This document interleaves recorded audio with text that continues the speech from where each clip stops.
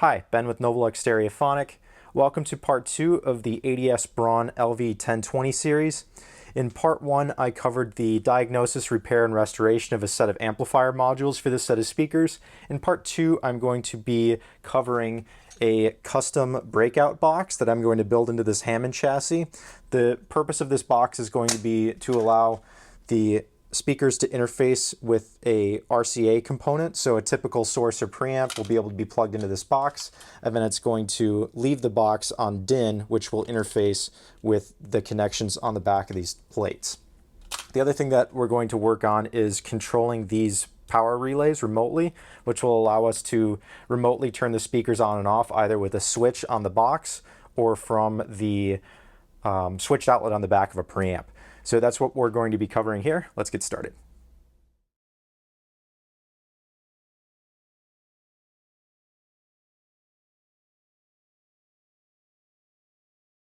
I've already went ahead and sourced all of the components and hardware that I need to build out this project, but I wanted to take you guys through the process that I went through so that you can get a better understanding of what I'm trying to accomplish in this build. So to start out, this is the power supply portion of a schematic for a Braun product called the CSQ1020. It's kind of a strange product. It's a 4-channel mixer device, but it has the proper interface that we need to power the relays and get the audio connections into the 7-pin DIN interface on the LV1020. So in this schematic, what we have going on here is this is our AC mains. In our case, it would be configured for 120 volts by paralleling these two primaries together. And then on the secondary here, it's going to provide about 24 volts AC. That's powering a lamp. Then it goes into a bridge rectifier where the AC is converted into direct current. And then it's filtered by a 470 microfarad cap. We get about 30 volts of clean DC. There's a little fuse here for protection, and then it goes out to pin 6 on the 7-pin DIN connector to provide 30 volts to the speakers. Now, when that 30 volts arrives here at the back plate of the speakers, what that does is it closes the relay here by energizing the coil, and it passes the connection from the AC mains, bypasses this switch, and powers on the amplifier. So if you remember in the previous part, in part 1 of the video series, there's a connector that shoves into the back of the amplifier module. When we're in the 1 position here, this plug is basically fed straight into the power amplifier. When we're in the 0 position, it's waiting for this relay to close before it allows the power to pass through. So that's how they handle the remote control. It gives you 2 options. You can either power them on manually here, or you can put it in 0 and then use 30 volts from an outside source to close the relay. So that's really our objective here, is to build a power supply that can supply the proper voltage at the proper pin to close the relays and bypass this switch. Here's a simplified schematic of what I'm going to be building today. I've started out here with a 115 volt power transformer with a dual 12 volt secondary. So this is just a little triad transformer. It's 115 volt primary and 2 12 volt secondaries. If we series them together, we're going to be getting 24 volts AC here. I put a fuse in line with one of the leads here in case something ever gets damaged with this transformer. It's going to blow this fuse. I've got a power switch here to toggle on and off the power supply. After the AC mains goes through the transformer, we're going to rectify it just like in the other schematic. We're going to use a 470 microfarad capacitor to filter the DC supply. And then this is where it deviates a little bit. In the original design, there's an incandescent lamp right across the power transformer. In my design, I'm just going to use an LED here, and I'm going to be placing it after the fuse. So the idea here is that if anything happens after this that causes the power supply to draw heavy current and blow the fuse, it's going to turn off the LED. So if we flip this power switch and the LED doesn't turn on, we know that this fuse is blown. Now, the reason that I wanted to do it that way is because I actually found an issue with these boards. So when I was first doing this testing just with a raw power supply, I'll give that example in a minute. What happened was this diode here was shorted on this board, so it was causing my power supply to draw heavy current. I couldn't close the relay when I was doing my testing. So it is possible for a component to fail on this side and cause the power supply to overdraw, in which case it would have blown this fuse. So that's what this is for. In case anything happens to the relay or one of the other things on the other side of that circuit, it's going to blow that fuse and protect the power supply. So After this, our 30 volts that we generate from the power supply comes down and lands at this pin. I'm just going to be using a DIN connector that I got on Amazon that's going to be mounted in the chassis. And then the other thing that's happening here is I'm feeding the center pin of my RCA jacks to the left and right pins here. So in essence, I'm just converting RCA to DIN by rewiring it. So that's the main goal of this project. We're getting 30 volts to this pin and we are interfacing RCA with DIN. So as I mentioned earlier, I'm going to go through the whole process here. So the first thing that I started with was I needed to verify which pins provided the 30 volt connection here, and then I needed to verify that 30 volts was indeed what I needed to drive this relay. The part number in the LV1020 manual said that it was a 30 volt relay, but I wanted to confirm, and luckily there's a marking right about here where we can see that this is a 30 volt coil. So what I'm going to do is set my power supply for 30 volts and go to pin 6 and ground and see if we can get this relay to close. According to this schematic, we're looking at feeding the 30 volts into pin 6, which on this guy is the first pin here that has 2 tied along with it.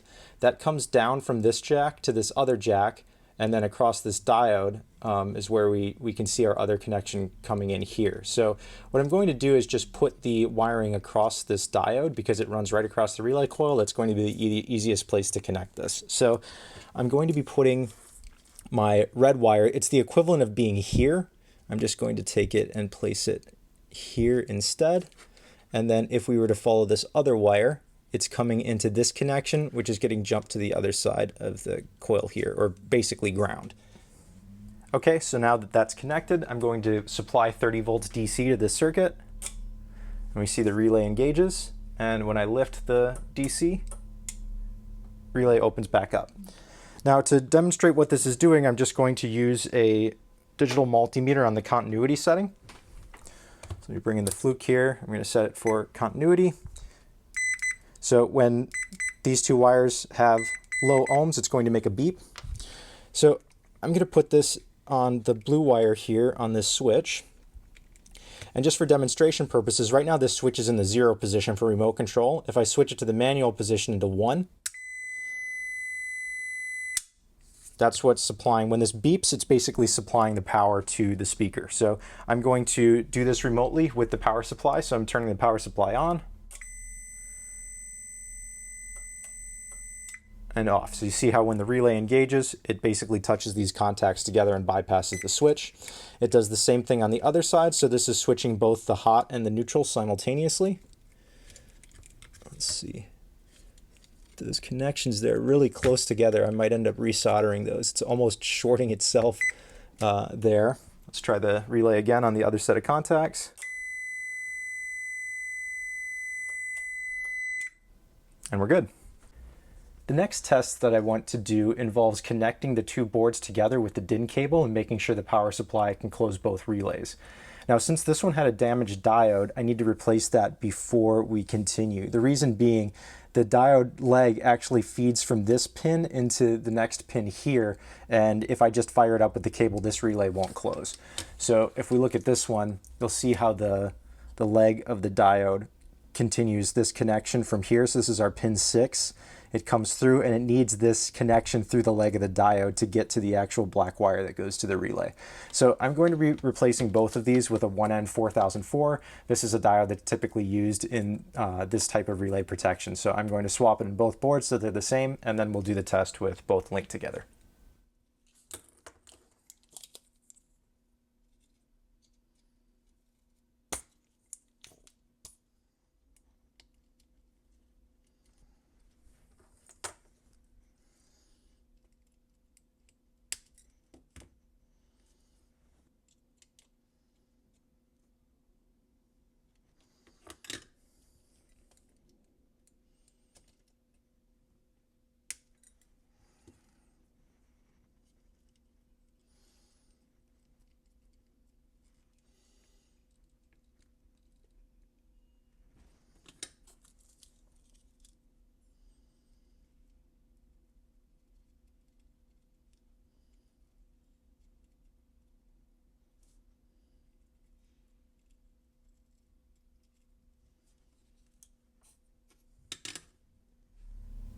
Okay, I have both of these diodes replaced. Now I'm going to simulate if we had connected these two speaker cabinets together. So when we're done building the breakout box, it's going to feed this jack on the first speaker. So we're going to plug into the second jack that's going to feed the other one. So there's one, and then I take the other end of that cable and plug it into the top jack here. All right, so let's get these both where we can see them.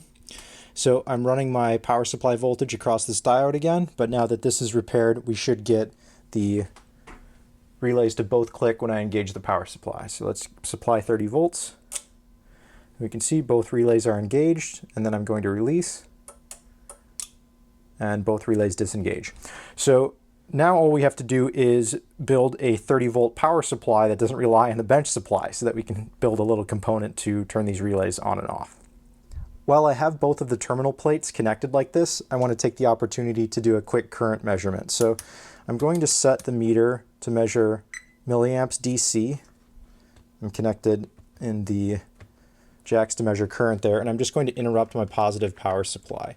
So I'm just putting this meter in series with the positive supply, and this is going to tell us the overall current draw of the circuit when both relays are active. So I'm going to turn on the power supply here, and it looks like it's about 18.7 milliamps. So we're going to say 20 milliamps of draw when both relays are running. So next up, I'm just going to build out this schematic with some clip leads and a breadboard, and we'll see if we can use our own circuit to drive this relay rather than the 30 volts from the bench supply. So the first building block in this circuit is the power transformer. So I've just selected this triad transformer here that is 115 volts on the primary and two 12 volt secondaries. So I'm going to bring the meter into view here. So right now I just have 120 volts fed across the primary, and I'm just going to turn it on. We're going to see what we get on one of the secondaries. Looks like about 15 volts. Now this is unloaded. If I measure across the relay coil itself, I get about 3.15K, and I'm going to be putting two of these in series. Let's just simulate this. So basically what I'm trying to come up with here is, if I want to do a test here, where should I load this resistor? So I'm just going to connect these back together and see what happens here. Yeah, so we go down, when they're in parallel, we're about half of the resistance. So I'm going to find a 1.5K resistor and hook it across once I've series these secondaries, and we're going to see what type of voltage we get out of this transformer. Okay, the way that I have this hooked up, I have 120 volts coming into my primary, and I have the two secondaries series together, and I am loading the secondary with a 1.5K resistor. So let me turn on the power, and it looks like we're getting 30 volts AC. Now if I take the load away and I just go straight across it unloaded, we're a little bit higher, but really this is not going to get pulled down very much when it engages the relays. My worry here is that I wanted 24 volts AC, not 30 volts AC. So after we rectify this, this is going to go up a little bit. It should be within the tolerance of the relay coils, but I may need to add a dropping resistor or something to correct the voltage. Okay, I've breadboarded some of this circuit. I have the power transformer connected with clip leads. Then I have a bridge rectifier installed, the 470 microfarad filter capacitor, and I've got that 1.5K resistor connected here as the load, which simulates the relay coils. So what I found is that when I first powered on this supply, I had about 42 volts DC. Right now, since it's loaded, I'm at about 37 volts DC at the rail. That's a little bit too high for feeding this relay, I think. So what I did is I already knew that it drew about 20 milliamps. So I did a quick Ohm's law calculation, and the drop to get me down to 30, about 7.5 volts, ended up being close to a 330 ohm resistor. So I have a 330 ohm resistor here in series, and then if I measure across the load itself, we're right around that 30 volts. So this supply with this configuration with the resistor added should be perfect for driving the relays. So I think next I'm going to remove this load, put the relays in, and see if this circuit can close the relays. Sorry for the mess. When doing experiments like this, the bench can get a little bit cluttered. So what we have going on here is the dummy load has been removed, and we have the Board's hooked up just like we did in the power supply test, so we should be getting approximately the same thing, about 30 volts at the output of this supply, and both relays should close. So this is measuring right after the resistor, so the actual voltage that's getting to the relay coil. So let's power this on. Just a little bit over 30 volts. Both relays are engaged. Turn off the power. And you see it does take a little bit for this capacitor to drain, but when you cut power to the amplifier modules, they don't cut their output right away. It kind of fizzles out, so I don't think this is going to be a big deal that it takes a while for the relays to close after you turn off the power supply. So this should be all set to move forward. The next thing that I'm going to do is pick a resistor value to run a indicator LED. After some experimentation, I landed on red for the LED. This is a frosted red LED. It looks a little bit bright on the camera, but it's looking really nice in the room. I've got 180K in series with it, so I will update my schematic with those values and then start laying this thing out. Okay, this is the layout that I came up with. It turned out pretty nice, but there were some things that if I had the opportunity, I would do them a little bit differently. The main thing is I would have used a slightly bigger proto board. Everything was really tight on here, and I missed an opportunity on a couple things. I wanted to add in these 0.1 microfarad capacitors that are in the original schematic here and here. I believe they're for noise suppression. I just didn't have enough space on the board to put them in.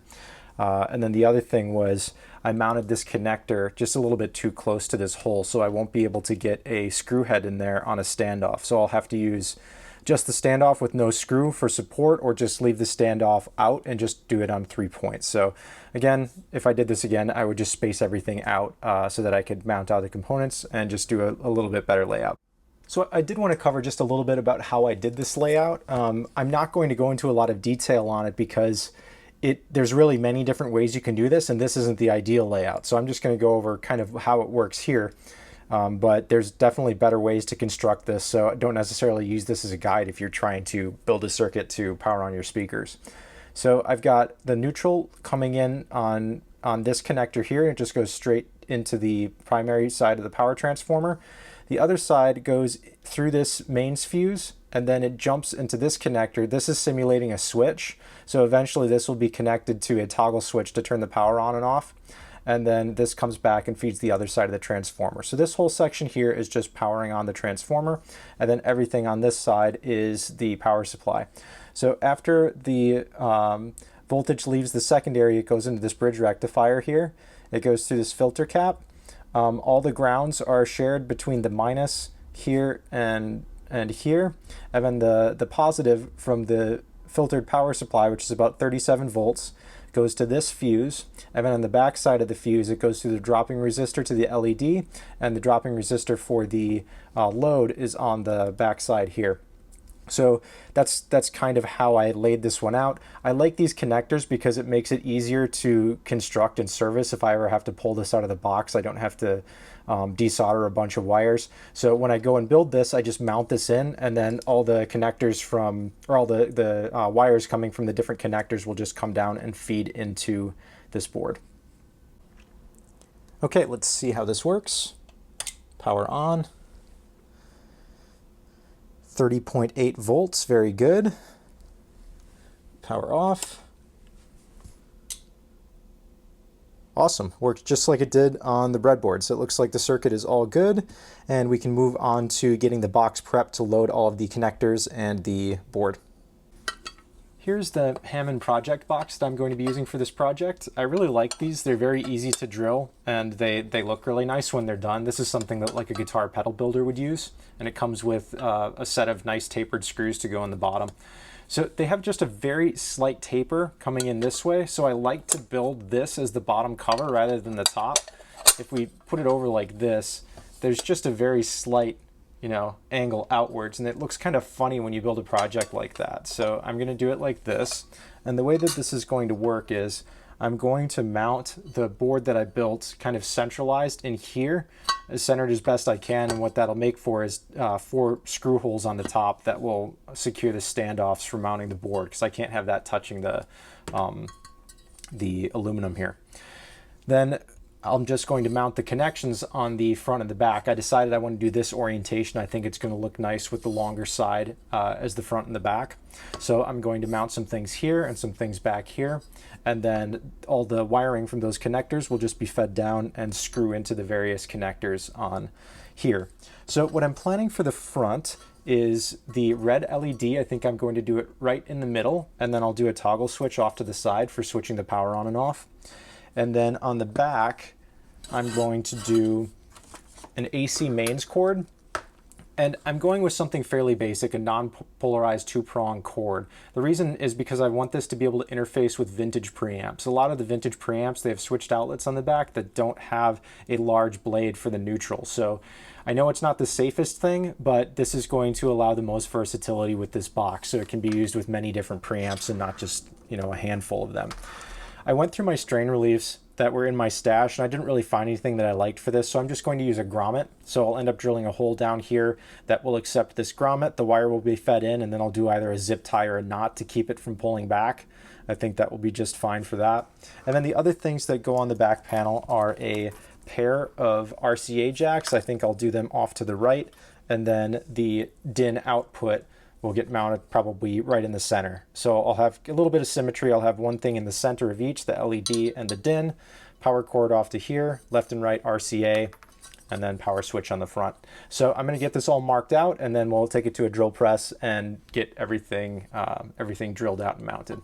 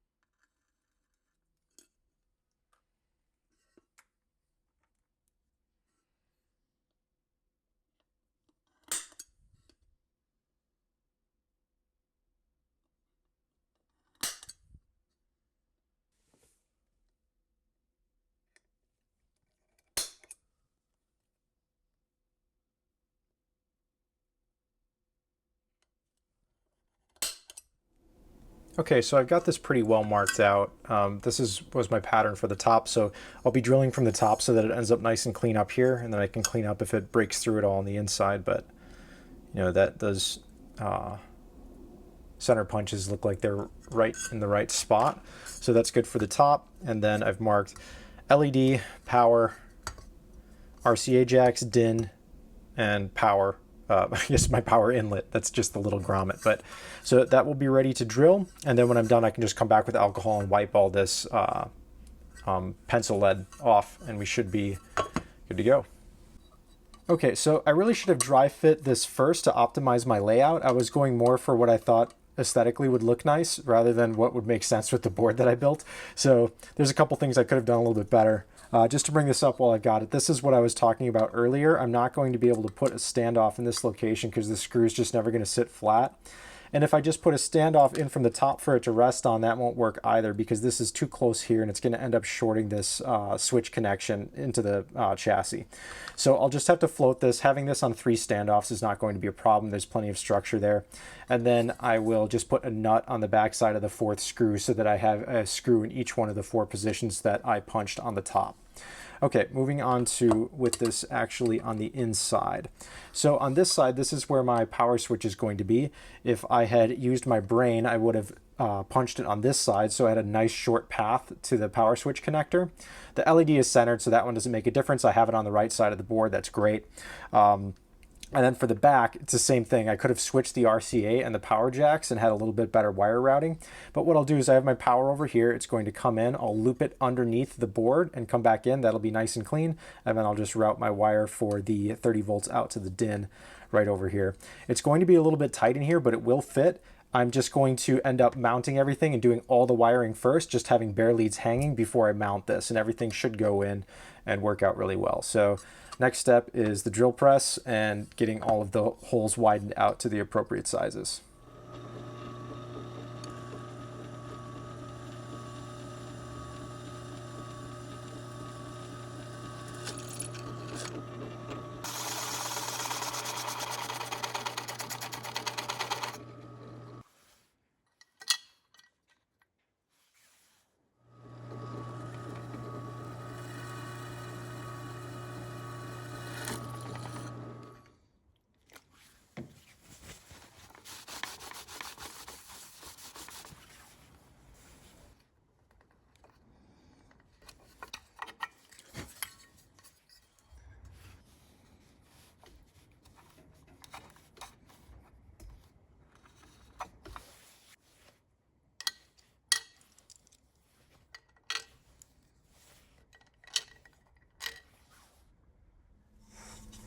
Okay, here's the completed box. So it's kind of tedious putting together, so I didn't capture a lot of this on film, but everything came together nicely. Let's open it up and take a look.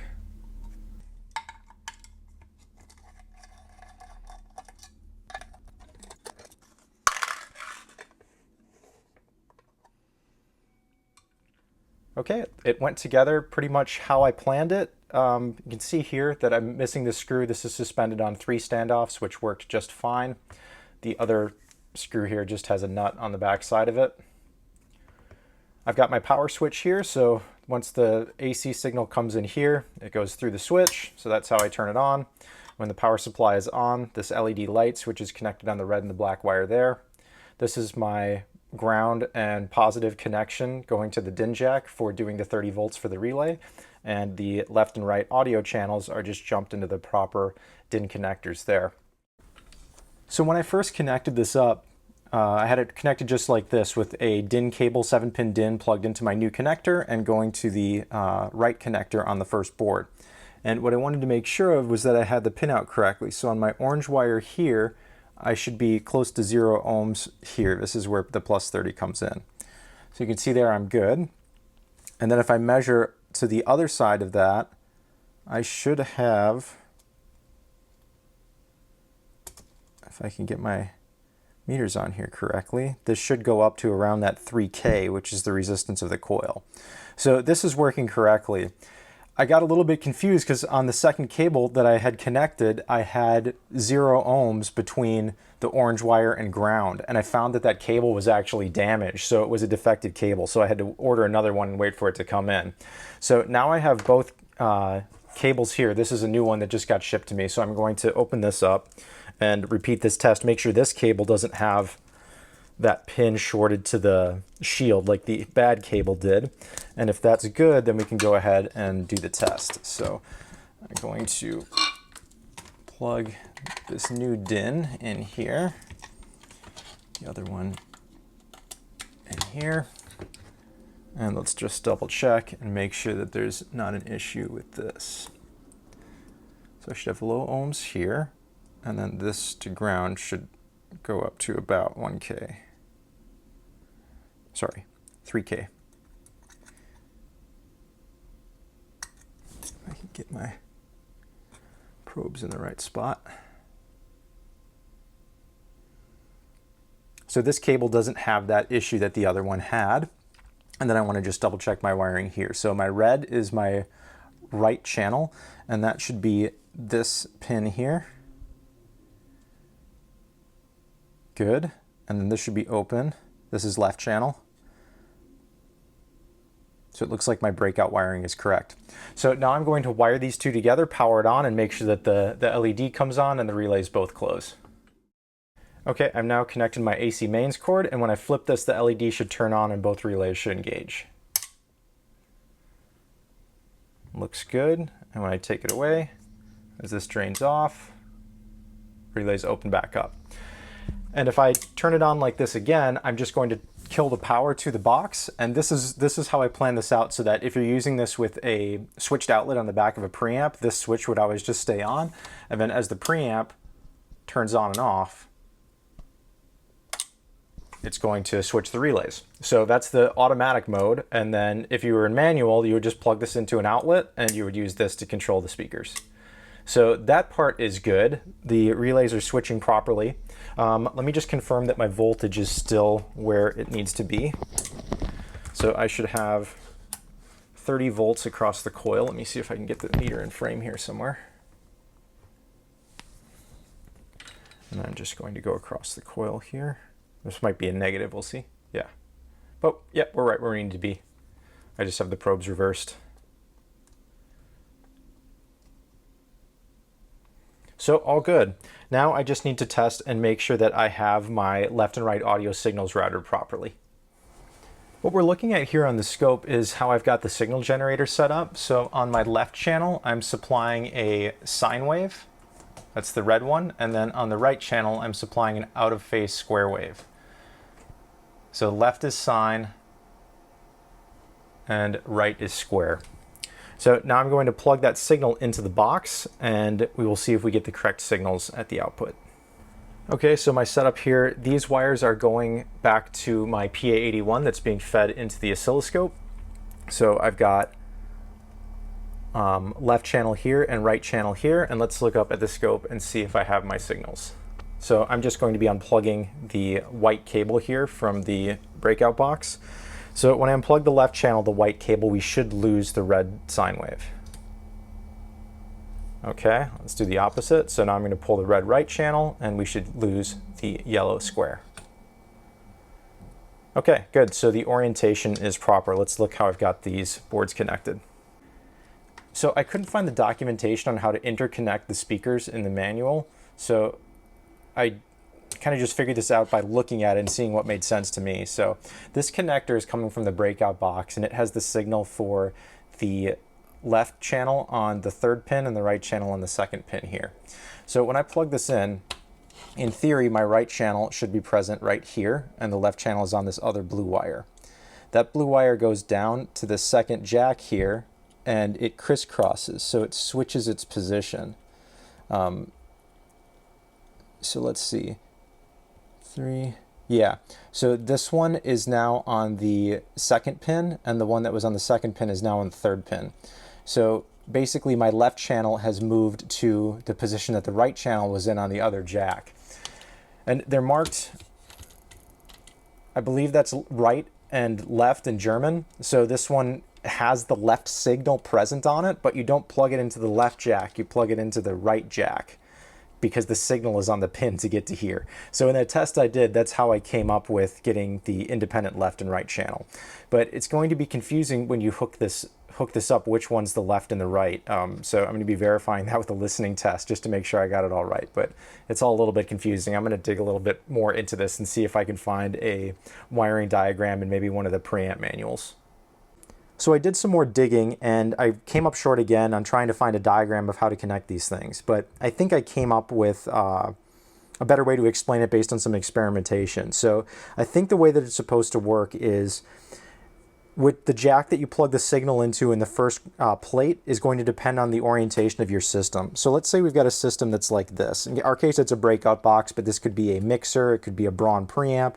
So your source is here. And then whichever speaker is physically located first in the chain, that's what would determine which jack you would use. So in our case, we're going to come from the breakout box to the left speaker first, that's the white connector, and then to the right speaker, which I have connected with the red connector over here.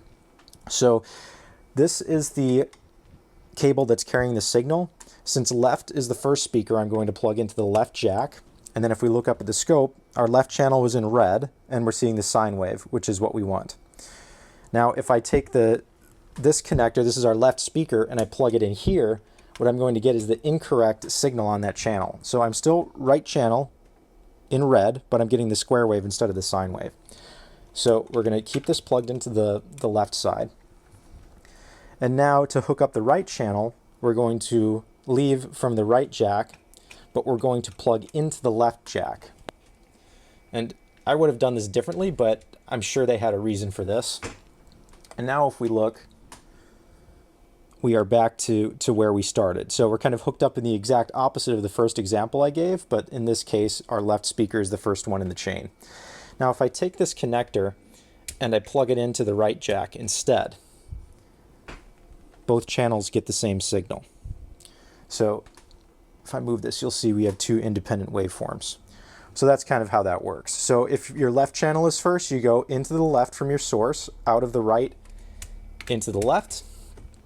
And if your right speaker was first in the chain, let's unplug these. We take the source, we're going to go into the right, out the left, into the right. And if I did this correctly, we should have a red sine wave and a yellow square wave just as before. Okay, that's going to conclude it for part 2. I was going to do the assembly of the speakers and the testing in this video, but the owner of the speakers is still working on getting the cabinets touched up and doing some fine tuning on the drivers. So we'll do that in a part 3 eventually, but I'm going to end here with this one. Thanks again for stopping by the channel. I really appreciate you guys coming by and watching these videos. I hope they're helpful. If you like this content, I would encourage you to subscribe and come back for the next one. We'll see you later.